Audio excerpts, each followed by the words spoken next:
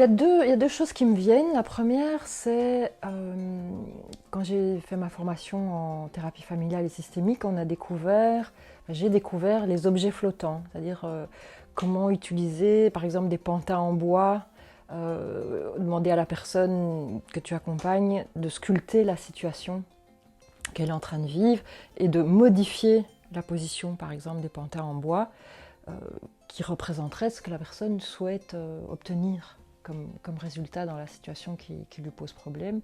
Il y avait d'autres objets flottants comme des cartes, des choses comme ça, qui libèrent en fait, qui libèrent la parole, qui permettent de réfléchir autrement qu'avec le mental rationnel.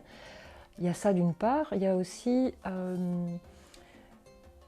le fait que donc j'ai été conteuse à un moment donné dans ma vie et j'ai utilisé en thérapie la co-création de contes avec la personne qui venait me voir parce que la situation avec laquelle elle venait était tellement terrible que les mots en fait à un moment donné deviennent dérisoires enfin, inutiles. Et donc on est parti dans la métaphore. Et j'ai vécu ça plusieurs fois, où en fait la métaphore permet de sublimer, de dépasser, de transformer l'horreur en fait. Comment aborder l'innommable. Donc je pense à ces deux choses-là. De manière aussi tout à fait personnelle, j'ai à un moment donné perdu un être qui m'était très cher.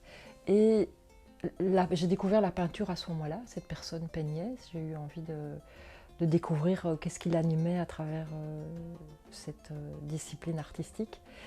Et en fait, j'ai produit à ce moment-là un nombre incalculable de toiles parce que ça me permettait d'exprimer des tas de choses à travers la couleur, la matière, mais aussi parce que c'était une manière pour moi d'être en lien avec cette amie chère que j'avais perdue. Et il y a quelque chose qui a opéré. Une grosse partie du deuil a été faite grâce à cette peinture. Et à un moment donné, la source s'est tarie. Je pense que la transformation avait eu lieu, quoi. Voilà. Et donc forcément, j'ai eu envie de poursuivre ça et d'explorer davantage sur moi-même. Donc j'ai découvert à ce moment-là aussi le journal créatif qui mêle couleurs, expression spontanée par l'écriture et par le collage. Et je vois bien que ça permet de réguler beaucoup de choses. Donc tout ce que je propose dans les accompagnements, que ce soit en individuel ou en groupe, je les expérimente d'abord moi-même et je découvre à quel point c'est apaisant, à quel point c'est ressourçant et éclairant. Voilà.